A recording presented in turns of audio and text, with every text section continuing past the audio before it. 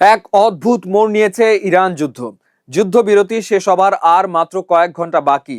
যুদ্ধবিরতি বাড়ুক কিংবা নাই বাড়ুক, এই সংঘাতকে এখন আর কেবল যুদ্ধ বিমান আর মিসাইল ড্রোনের যুদ্ধ বলা যাচ্ছে না, বরং এটি এখন রূপ নিয়েছে এক টান টান ধৈর্যের খেলায়, যেখানে কার অস্ত্র ভান্ডার আগে শেষ হবে তার চেয়ে বড় প্রশ্ন হয়ে দাঁড়িয়েছে কে আগে ধৈর্য হারাবে, কার পকেটের টাকা আগে ফুরাবে। আর এই ধৈর্যের খেলায় ইসলামী বিপ্লবের দেশ ইরান তো আগে থেকেই পারদর্শী। দর্শক, মার্কিন প্রেসিডেন্ট ডোনাল্ড ট্রাম্পের সাম্প্রতিক এক সোশ্যাল মিডিয়া পোস্ট আলোচনার কেন্দ্রবিন্দুতে। তিনি দাবি করেছেন এই যুদ্ধের সময় তার প্রতিপক্ষ নয়, এমনকি তিনি 6 সপ্তাহের একটি সামরিক অভিযানকে অতীতের দীর্ঘস্থায়ী যুদ্ধের চেয়েও কার্যকর মনে করছেন। কিন্তু প্রশ্ন হলো, সময় কি সত্যি ট্রাম্পের নিয়ন্ত্রণে? ইতিহাসের পাতা উল্টালে দেখা যায় যুদ্ধের শুরুটা যতটা বীরত্ব গাথার হয়, শেষটা ততটাই মলিন। 2003 সালের ইরাক যুদ্ধের কথা ধরা যাক। সাদ্দাম হোসেনের বিশাল বাহিনীকে ধুলোয় মিশিয়ে দিতে মার্কিন সেনাদের সময় লেগেছিল মাত্র কয়েক সপ্তাহ। বাগদাদের পতনে বিশ্ব দেখেছিল মার্কিন সামরিক শক্তির দাপট। কিন্তু তার পরের এক দশকে আমেরিকা যে চোরাবালিতে আটকে গিয়েছিল, সেখান থেকে বের হতে তাদের হাজার হাজার কোটি ডলার আর অসংখ্য প্রাণ দিতে হয়েছে। অর্থাৎ দ্রুত শুরু হওয়া যুদ্ধ মানেই দ্রুত শান্তি নয়। ট্রাম্পের জন্য আসল লড়াইটা মধ্যপ্রাচ্যের যুদ্ধক্ষেত্রে নয়, বরং আমেরিকার ভেতরকার বাজারগুলোতে। যুদ্ধের প্রভাবে বিশ্ববাজারে তেলের দামের যে অস্থিরতা তৈরি হয়েছে, তার আঁচ লেগেছে মার্কিন নাগরিকদের সাধারণ জীবনে। ট্রাম্প বারবার আশ্বাস দিচ্ছেন যে জ্বালানির দাম দ্রুত কমবে, কিন্তু তাঁরই জ্বালানি সচিব ক্রিস রাইট যখন বলেন দামের লাগাম টানতে কয়েক মাস সময় লাগবে, তখন প্রশাসনের ভেতরের ফাটল স্পষ্ট হয়ে ওঠে। একজন রাজনীতিবিদের কাছে সবচেয়ে বড় অস্ত্র হলো তার জনপ্রিয়তা, আর সেই জনপ্রিয়তায় টান পড়ে যখন সাধারণ মানুষের পকেটে টান পড়ে।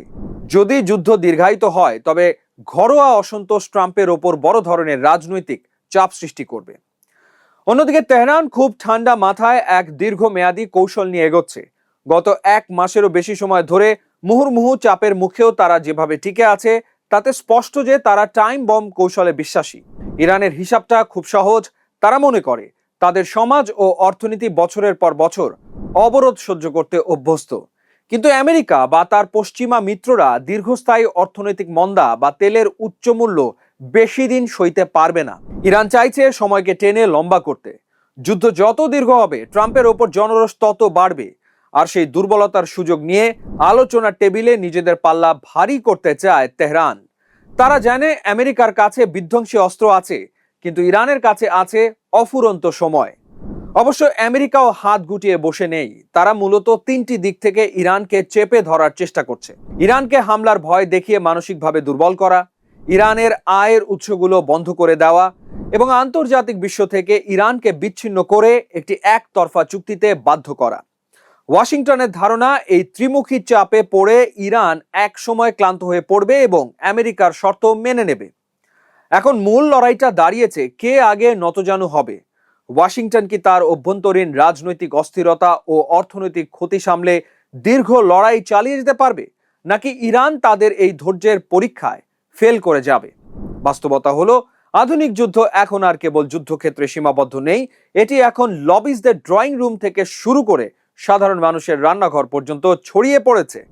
ট্রাম্পের 6 সপ্তাহ যদি ইরাক বা আফগানিস্তানের মতো 6 বছরের রূপ নেয়, তবে সেই যুদ্ধের ফলাফল হবে ভয়াবহ। ইরান যুদ্ধ এখন আর স্রেফ অস্ত্রের মহড়া নয়, এটি এখন সময়ের সাগরে ভেসে থাকা দুই প্রতিদ্বন্দ্বীর লড়াই। যার হাতে যত ধৈর্য, দিন শেষে বিজয়ের মালা তারই গলায় উঠবে। ঘড়ির কাঁটা টিকটিক করে চলছে, আর বিশ্ব রুদ্ধশ্বাসে দেখছে কার সময় ফুরিয়ে আসে আগে।